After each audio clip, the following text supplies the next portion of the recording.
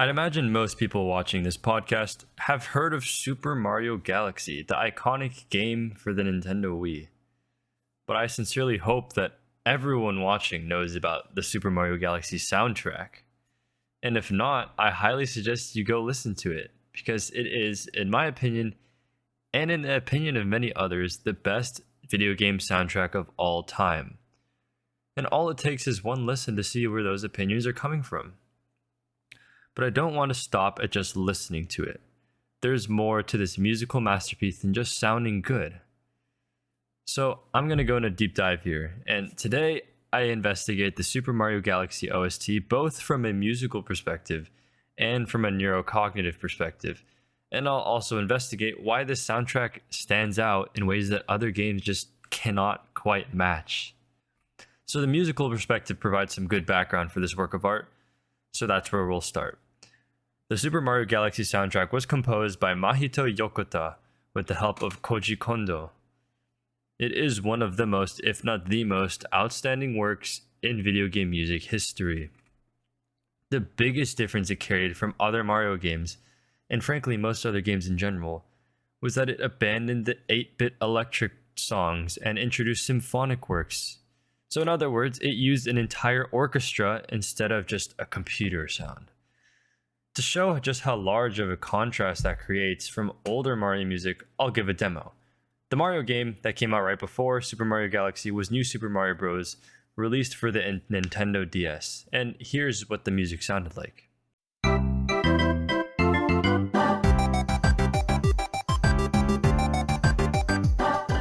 And here's what the music sounded like for Super Mario Galaxy.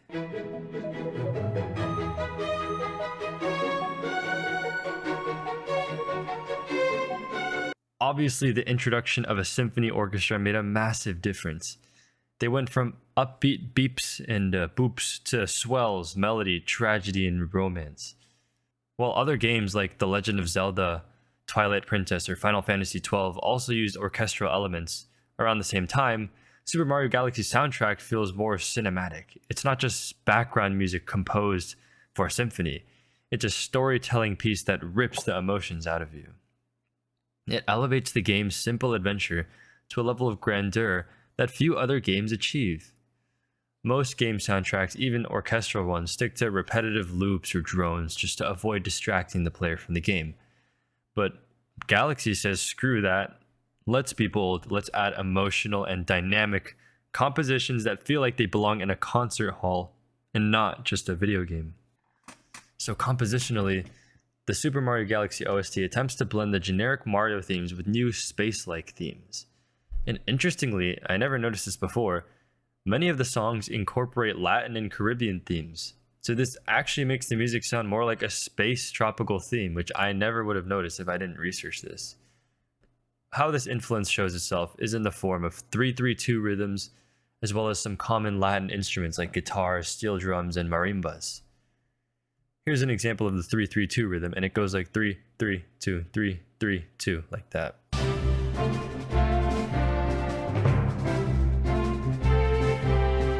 And if you listen closely to the background of this next song, you'll notice the guitar sounds.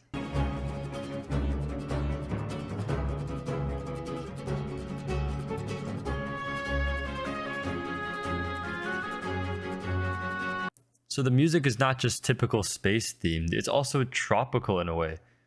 There's also, of course, some jazz elements.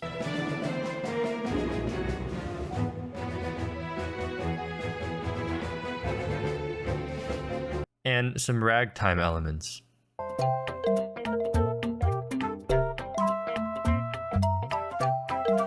This fusion of styles of space, tropical, jazz, and ragtime is something you just don't really see in other game soundtracks. For example, Halo leans into that intense military style themes, and Pokemon sticks to catchy and, repetitive melodies. And those are both great. But Super Mario Galaxy creates its own universe that's as exploratory as the game itself. Hopping from galaxy to galaxy. It's this mix of music and themes that makes the soundtrack feel so alive and unpredictable, setting it apart from the very themed and consistent soundtracks of other games. So beneath the score, there's a lot going on. There are a lot of contrasting themes that together create the story that is Super Mario Galaxy.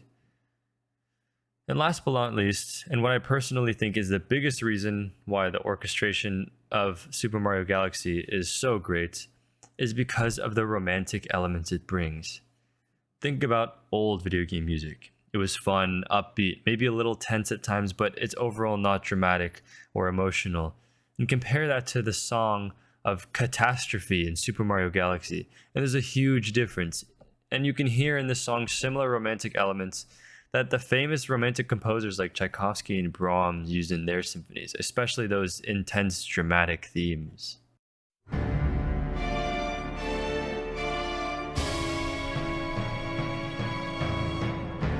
This romantic, almost opera-like quality is rare in video games. Even in emotionally charged games like The Last of Us, the music tends to be background to support the narrative. Super Mario Galaxy, however, goes all in, using incredible instrumentation to just evoke this feeling of wonder and drama that feels bigger than the game itself. And in a way it is, because me and many other people listen to the soundtrack just to listen to it. It doesn't even have to be connected to the game to even make sense. Now, switching to the neurocognitive point of view, the music feels good because it taps into the emotional and focus components of the brain. So how does it do that? The music lacking lyrics actually enhances your focus on the game or on your task at hand. It engages you without distracting you. And many themes in the music repeat, but with slight variations, so it actually keeps you from zoning out and getting bored, while still keeping you in a flow state and not keeping it entirely background music. Those calming emotional songs really tap into the brain's introspection and mind wandering. And this is done by activating the default mode network, which is involved in self-reflection, remembering the past, and thinking about the future. I have personally experienced this many times with those emotional songs. Also, as you can probably guess, the default mode network is very closely associated with feelings of nostalgia. Other game soundtracks like those in Tetris or Super Smash Bros.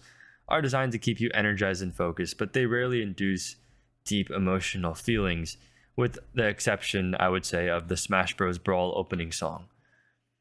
Super Mario Galaxy's music, with its slower emotional tracks like Rosalina's Observatory, creates a space for players to reflect and feel a deeper connection to the game and to their own minds.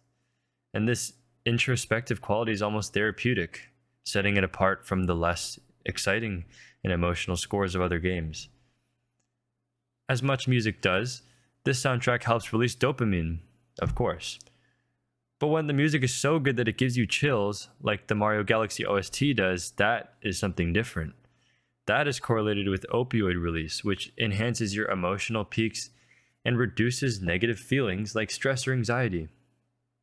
These are naturally produced opioids, of course, and they're similar to the opioids in drugs like morphine, but the body intentionally makes these to regulate pain and pleasure.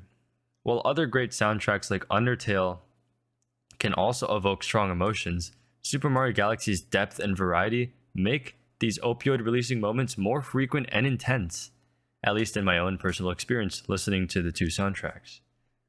Those sad songs like Rosalina's Observatory tap into the amygdala, which controls fear, anger, and pleasure, and to the insula, which controls emotion, self-awareness, and motivation. And these engage with deep emotional processing, and this can introduce feelings of nostalgia or wonder, which is a common theme in a lot of these songs that I feel. Interestingly, these connections of game to music to emotion can actually over time increase brain gray matter in regions of spatial awareness and memory. So Super Mario Galaxy can actually be good for the brain, and that's not a joke. Most other game soundtracks don't achieve this level of depth. For instance, Sonic the Hedgehog, has fun, fast-paced soundtracks that are very memorable, but they don't engage the same introspective or nostalgic neural pathways. Like many songs, the soundtrack can modulate your autonomic nervous system. This means it can influence your heart rate, your breathing rate, and more generally your fight or flight response. Also, I was surprised to see that oxytocin is released during immersive sessions of Mario Galaxy with the music playing. Oxytocin is like a social bonding hormone, so this can be released even if you're playing or listening alone. This is partly why the Mario Galaxy soundtrack is very relaxing and, in a way, therapeutic. It lowers cortisol, so it reduces stress, and it enhances your focus. Compare this to something like Doom's heavy metal soundtrack, which ramps up that adrenaline and aggression, but it doesn't complement it with that soothing and emotional music. Super Mario Galaxy is able to foster feelings of calm while also setting your heart ablaze, like Rengoku in the Infinity Train movie. So that makes Mario Galaxy's music quite unique. Studies have even shown that Super Mario Galaxy has potential applications in treating depression or PTSD by engaging with learning and reward circuits in the brain. Few other games can even claim this kind of therapeutic potential. And so clearly there is a lot of good to this game and its soundtrack. It's not just about great music, it's about how the OST does things that other game soundtracks simply don't. From a neurocognitive perspective, it engages your brain in ways that promote focus, nostalgia, and even therapeutic benefits. And I honestly wish all games would manage to do this, but to make something great, there can only be one greatest of all time, in my opinion. So that's gonna have to be Mario Galaxy for its soundtrack.